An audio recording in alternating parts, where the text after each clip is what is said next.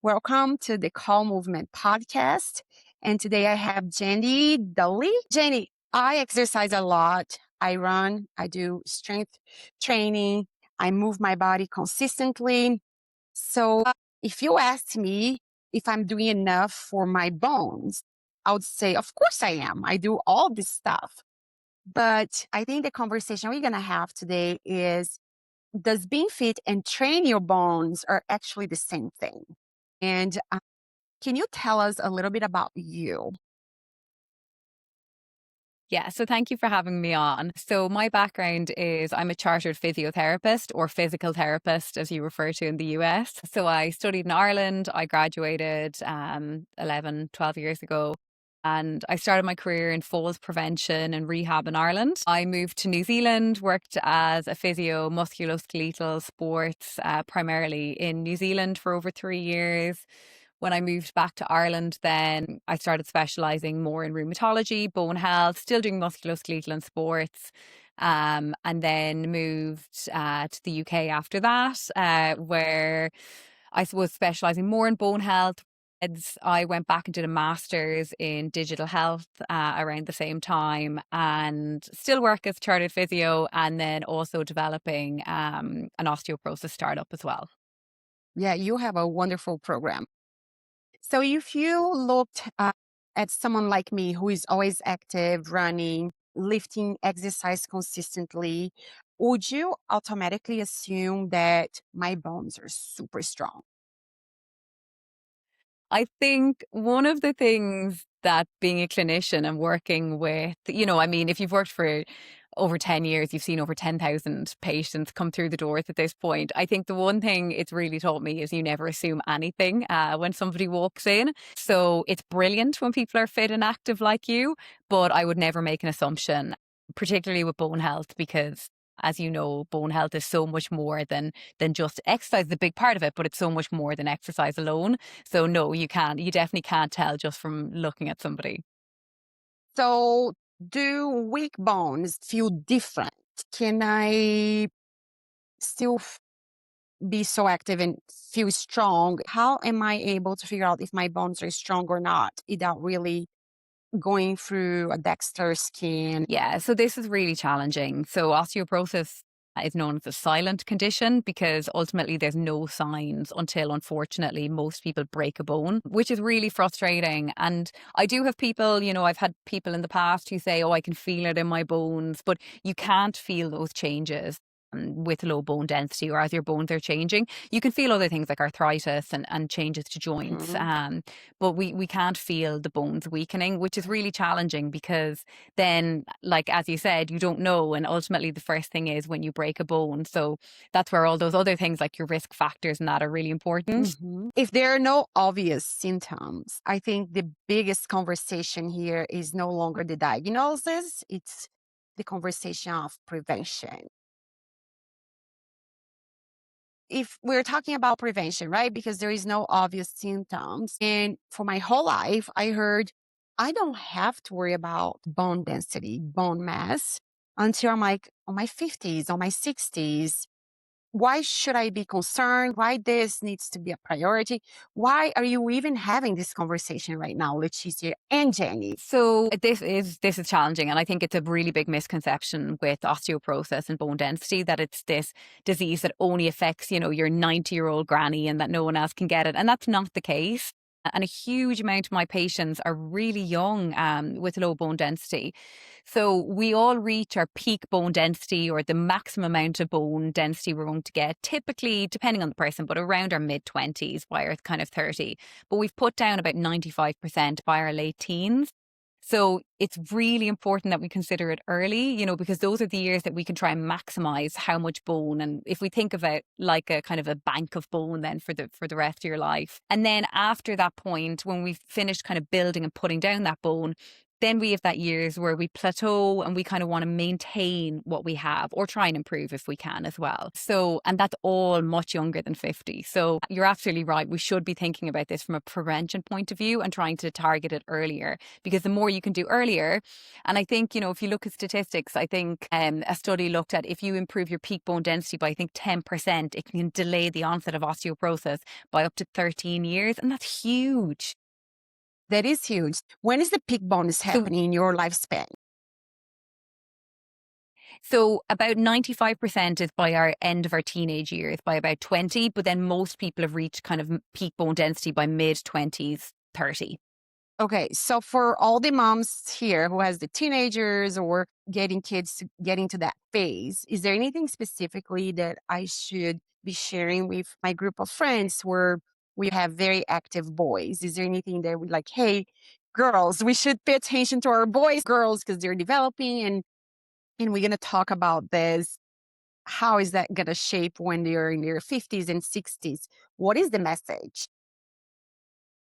Yeah, and it is right. We should be thinking about it at that age. Now, we don't need kids on a strict, strength program or anything like that. But with kids, we want to encourage, multi-directional movement, out Mm, playing, running around, jumping, allowing them to do all those things that'll reinforce bone, all that multi-direction movement. And there's lots of studies, not even for bone density, but general muscle strength and mhm, well-being. It's good to incorporate all that multi-directional, different activities.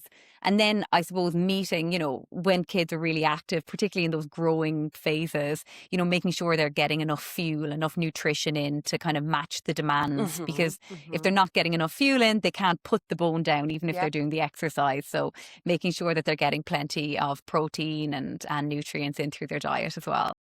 Love that. I absolutely love that you mentioned the multi-dimensional exercise, left and right, sagittal movements. Everything we do is moving forward or back, never left and right. And lately, I've been very adamant about exercising left and right, sagittal movements. And I keep telling my friends, my callers, like, let's pay attention to that because those are movements that we don't do very often. So I'm glad that you brought this up.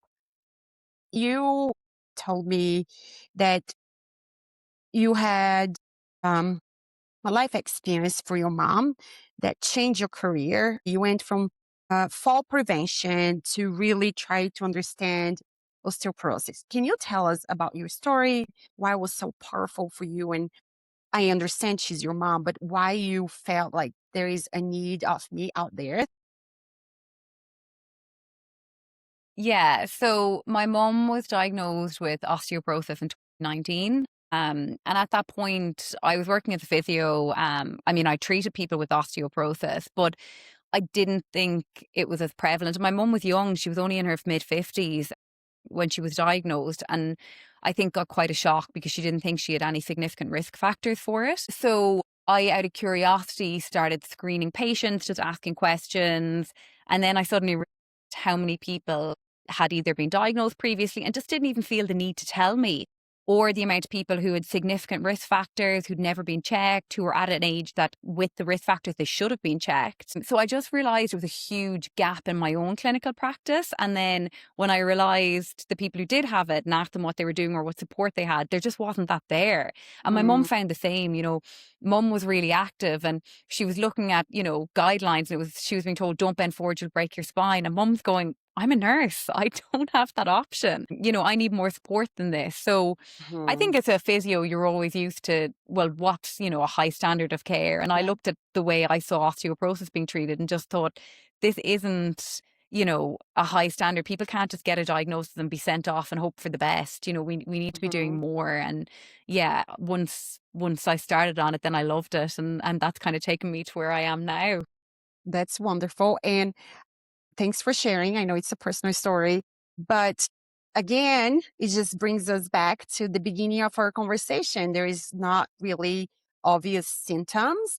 And your mom just, as you said, there is no risk factors, which it's my next question, and got diagnosed with osteoporosis more than ever.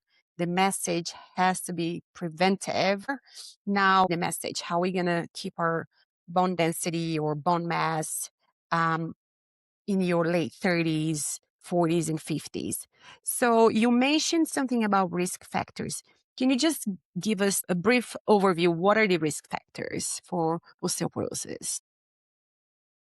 Yeah. So, and like, look, this is the big thing I talk about a lot because I think if we all knew our risk factors, we could get screened earlier and we would know earlier, or we could do things to try and change that. So, risk factors, there's lots. So, our genetics make up a lot of our bone density. If we know we've a family history of osteoporosis or of hip fractures, that's a big one. Depending on the study, 65 to 80% of our bone is determined by our genetics, our peak bone mass. And then if you look at other risk factors, so there's so many medical conditions that can impact our bone health. Type 1 and type 2 diabetes, celiac disease, any of the inflammatory bowel diseases, rheumatoid arthritis, people who take certain medication, having undergone maybe Mm, breast cancer or prostate cancer treatment. There's an endless list of risk factors. So okay. if people were really aware of those, of their own individual risk factors, then they can make an informed decision about doing something preventative or getting screened Yeah. or having that conversation with their team. Thank you for sharing. I'm going to do something different here. I'm going to give you some exercises, and I would like you to tell me if our skeleton care. You can answer yes, somewhat, or probably not as much as I think. Ready?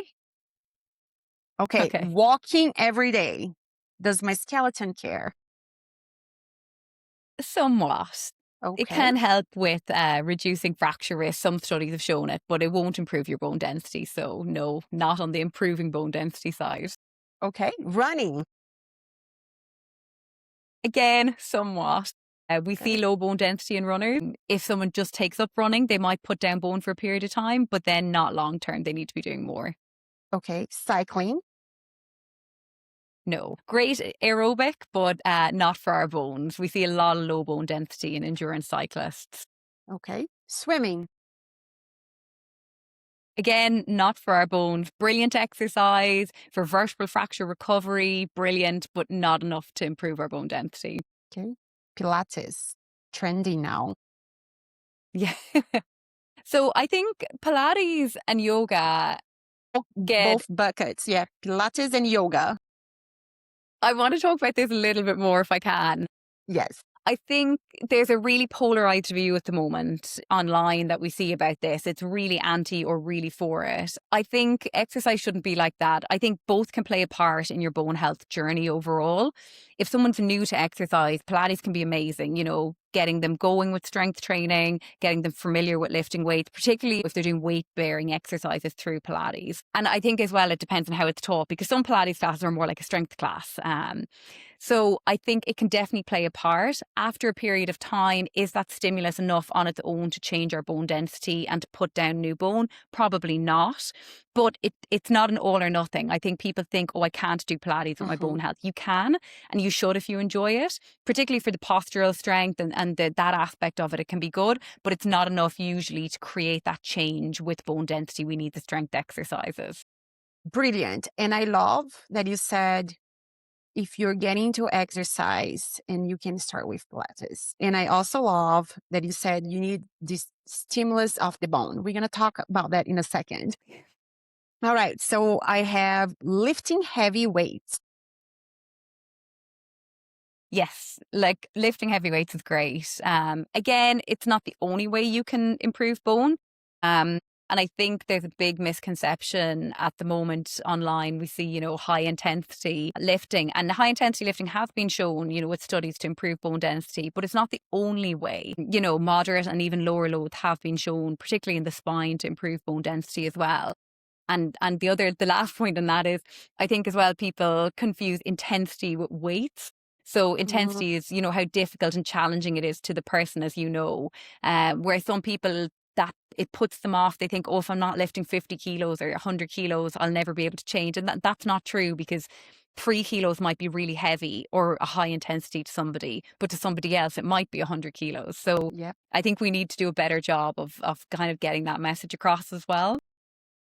totally agree. You can jump rope, jumping on trampoline with your kids, jumping. Yes, particularly if you're younger. A bit of nuance if you do have low bone density or an increased fracture risk, if it's appropriate for you. Going up the stairs with your laundry basket or carrying your kids. Yeah, it can be great. You can do strength exercises, you can do impact with your stairs. Stairs can be a great way to help your bones. Well, okay, I love it. This is very interesting. And I do love that. I'm going to go back to the basic question. What does a bone actually need to be told? Hey, stay strong. And it needs a few things. So if we're looking at purely exercise, we want the muscle strength. So you want to work the area. So typically we see low bone density in the spine and the hip. So we want to work the muscles that attach into those areas. So, that pulling force and that torsion, that we can kind of create those changes, stimulate those bone receptor cells and cause those positive bone changes. So we have that with the muscle strength. And that's why we typically say focus on hinge, squat type positions, because they're typically the muscles that will stimulate in around the spine and the hip. And then you don't want to forget the forearms as well, if you can, overhead press, push up type exercises as well. We don't have as much studies in that, but, we try to include that as well. And then I suppose the other one is impact with exercise. Yep. So a lot of our studies are on younger populations, in kids and adolescents, in premenopausal women, and then also animal studies. We do need much more research on impact training on people who actually have low bone density and osteoporosis. Yeah. But it's a different type, but it's that ground reaction force, it's that impact through our bones, but it's another way to stimulate. And we see that typically because if you look at gymnasts, for example, they have amazing bone density typically. Yeah. But if we I think it's a really important thing just to mention, if we step back from the exercise, people can do the best exercise program in the world. They can be consistent, they can do all the different things, but you need to make sure that you're fueling well for your bones, because I think accidentally a lot of people, even patients I see, they suddenly go and they start a brilliant strength program and they start impact training and they don't realize that extra energy expenditure that they're now creating, and they don't match that with an increased nutritional intake or increased energy. So our bones, you can do as much as you want with strength, but if we're not building the right environment as well, we may not see those changes that we're trying to create. I am trying to build my body for when I'm 70s, when I'm 80s. And right now, my time is super limited.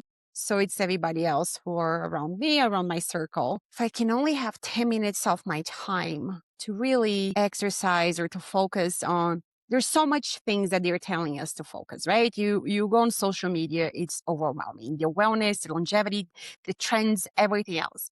But if there is a 5 minutes exercise that you could prescribe me, knowing that I have no risk factors from a preventive perspective, what are the 5 minutes exercises that you prescribe me to do so I can live that life that I want to live when I'm age 70s or older? Yeah, and like, look, at time constraint is the biggest barrier to exercise ultimately that I always hear. I think, and I do try and get creative with people because I have people who say I'm only going to do 10 minutes. So it's, can you get as much as what you need into that 10 minutes? So I'll sometimes do combined movements. So things like a squat into an overhead press. So you're getting two key movement patterns that we want into one exercise essentially.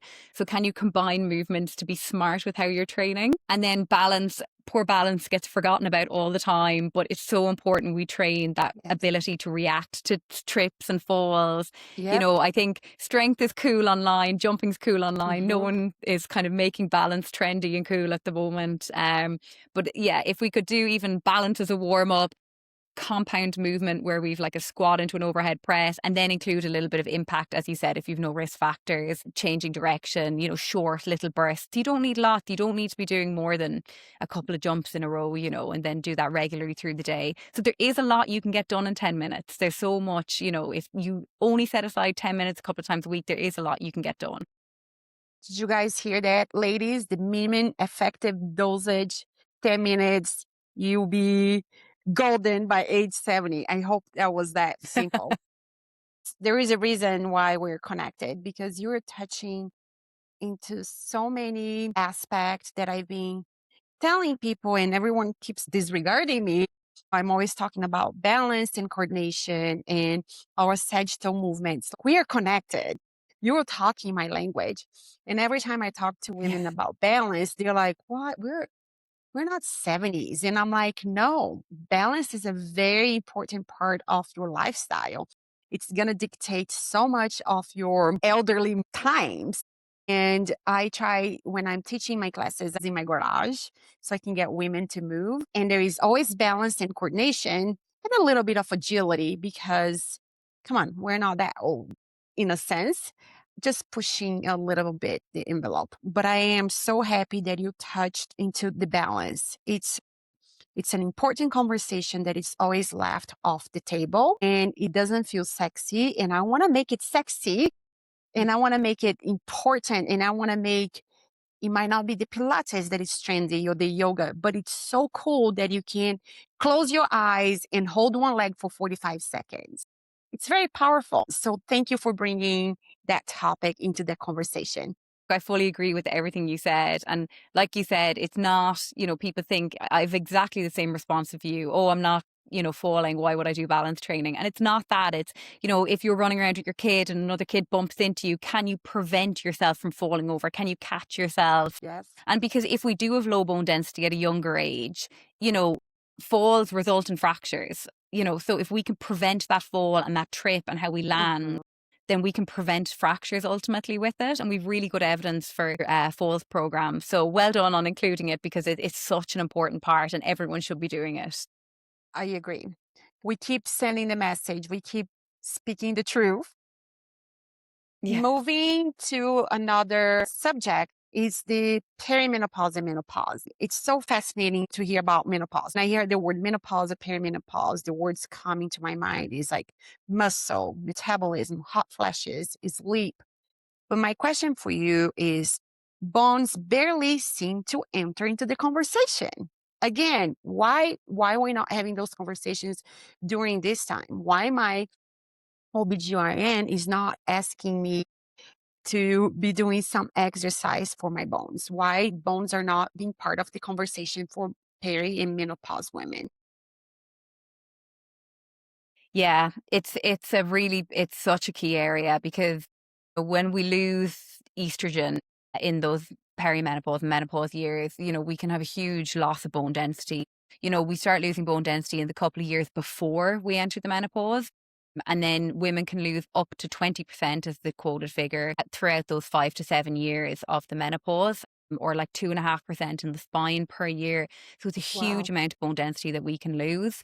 And it, as you said, it should be a talked about conversation. We should be having that preventative conversation of, you're going to lose bone. Is there ways that we can try and combat that? Exercise is one way, and what different things. And I think this comes in, we see different conversations around national screening guidelines and what age they should be, when should people be screened, and if they are screened at that age where they're entering at the menopause and they know they're going to lose bone over those years, is it that we should be screening then and people have a baseline and they can make informed decisions or choices around that? But and I think the big thing, because I often see women in this period and they're doing everything right, they're eating really well, they're strength Yes. training, they're doing impact, they're Yes. doing everything they can. And then they're devastated that they get a repeat DEXA and they haven't improved their bone Yeah. density. So the big thing I try and say to people, if you can even slow bone loss going through the menopause transition, that's a huge, Yeah. huge achievement. Like if you're going to be expected to lose 20%,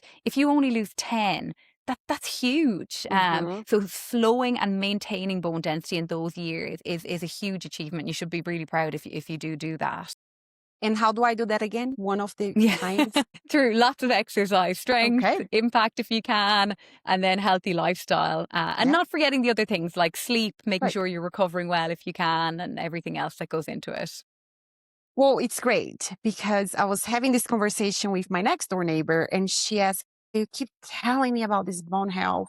So she's like, what am I trying to do here? Do I need more bone? Do I need to maintain what I have? What do I need to do to slow my bone loss? And she's like, what is the actual goal? And then her question made me very confused. And I'm like, I don't know what is the actual goal. I'm going to ask Dr. Jenny. Maybe she can help us. I know that we have to take care of our bones. I know there is a tendency to lose 20% of your bones throughout your menopause, which is, it's not a tiny percentage. It's a lot. So can you answer her question for me? Yeah. So in terms of bone density, it's really during that transition, I would say the goal is to maintain and slow bone loss. And doing that whatever way you can. Through exercise. I'm not a doctor, I don't prescribe, but if women want to look at hormone therapy, having that conversation with your clinician or with your team. And then, I think as well, menopause guidelines, exercise is more beneficial to menopause symptoms as well. It's not just your bone density. Like we also lose our muscle, but it's been shown that people feel better if they're strength training and they're doing regular exercise. So even from a symptom point of view, but in terms of bone, the goal in those years is maintaining and slowing bone loss. It's unlikely you're going to increase your bone density while you're going through a menopause transition when you're actively losing bone. Okay. Is there anything that women in general that you see around you, that you see in your circle, that they think they're doing correctly, but it's actually not very beneficial for their bones? I could talk about lots of different things here. I think probably the biggest one is bone density takes time. Changes to our bone strength, our bone density, that takes ages. And if we look at the studies that have shown it, they're minimum kind of 8 months up to a year, even longer. So I think people have really good intentions and they come out and they do a new program or a brilliant program for 3, 4 months and then they don't think they're seeing results. So they stop. So I think that maybe lack of consistency long term is probably the biggest mistake. And which kind of feeds into that as well as people who are always trying a new trend. They see a new cool exercise Yeah. on Yeah. Instagram. I see gladiator deadlifts trending now on Instagram, No. and I think instead of just sticking to the basics, keep your Yes. core movements, do a squat, try and do a squat in it can be a different type of squat, but try and do a squat pattern, try and do a hip hinge pattern, try and keep the basics and do them consistently and progress over time. And you will get there. But yeah, I think people underestimate how slow and long and sometimes boring it can be, but you are doing the right thing. You want a longevity, you're going to have to dedicate your time for a long term. Because when you get into those trends, it's very hard to stick. I know so many women, they get into the trend. It was the weighted vest, the Pilates, the yoga. I'm not criticizing, I'm just mentioning that the more trend you get, it seems to me less consistent they become because they start hopping and hopping and hopping. And in the end of the day, they're all burned out, do absolutely nothing instead of just let's go back to the basics. It works. Yeah. We know for a fact that it works. Women, they are afraid of impact exercise. I have a love relationship with pull-ups. I feel very empowered when I do my pull-ups. But when I'm at the bar to do the pull-ups, instead of I jump into the pull-up bar, I get a box and I climb into the box and I do my pull-ups. And then one of the personal trainers at my gym said, why don't you just jump and do the pull-ups? Oh my gosh, I'm afraid of impact exercise because I'm afraid to get hurt. What is your message to this Leticia who is afraid of the impact? So look, with exercise, there's always going to be a risk of injury with exercise. We can go for a walk and roll our ankle, there'll always be a risk, but the benefits will always outweigh the risks typically. In terms of impact, so obviously if it's appropriate for someone, we just say start slow, and like even for people, I have patients who have knee osteoarthritis and I have them doing impacts because we've built them up to that level. If you're strong, if you've built that baseline strength, that your muscles are able to tolerate it, if you don't have any major injuries, that you're not going to flare up with it, Just start small and then gradually increase. And you said it earlier, the multi-directional stuff, progression isn't just one thing. I think people think, oh, we have to jump really high and that's Yeah. our progression. Yep. But it's not. It might be starting on a really low hop and going from 2 legs to 1 leg, or in our heel drop, start by slamming our heels in a little bit harder, or going from 2 legs to 1 leg on that. So there's so many ways that we can start to build in that impact and gradually improve it. And in your case, you're training your balance and you're doing everything. So chances are that you'll be fine to do it. But yeah, with most people, we just say build up gradually. And especially, again, the balance. I think people forget that impact actually challenges your balance quite a lot. So you want to make sure that your balance is good before you start doing some of those bigger jumps and impacts. But don't be afraid of it. Like, we've so much studies. I think people are really afraid of running for their knees and all these different things. But actually, most activity is really beneficial for our joints and for our tendons. It's just about making sure it's right for you and building up gradually and keep progressing. Brilliant. Again, we're so in connection here. I love that you use all the words that we needed. Don't be afraid. Start with progression.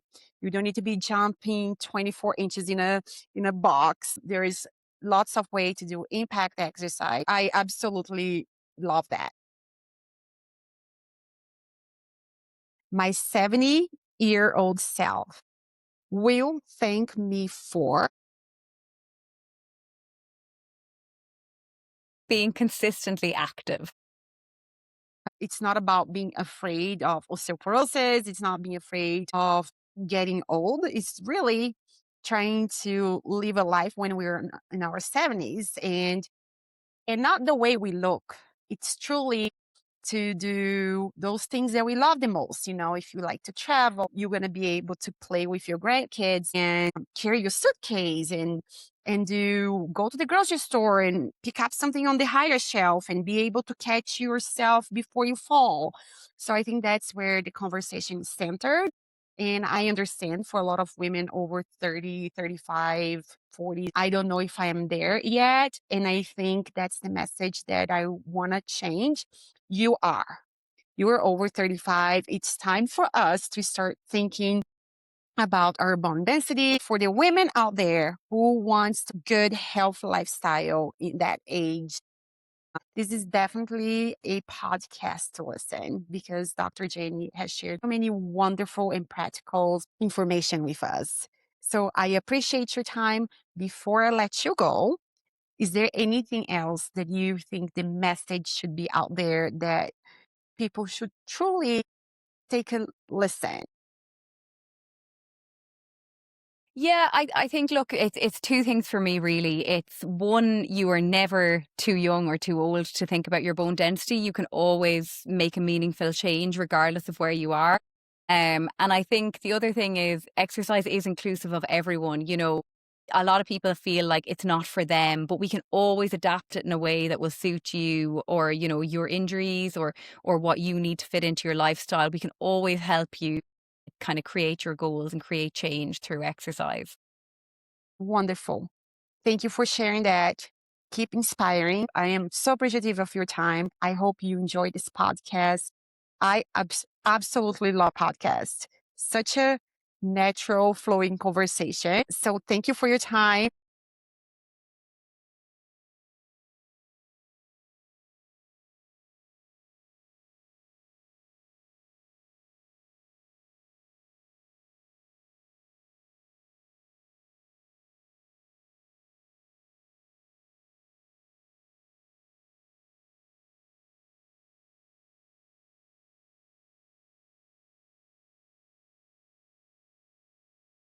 Enjoy. Good time to go outside and do your exercise and go back to your movement. Thanks Yeah, again for your thank you. time. I appreciate you.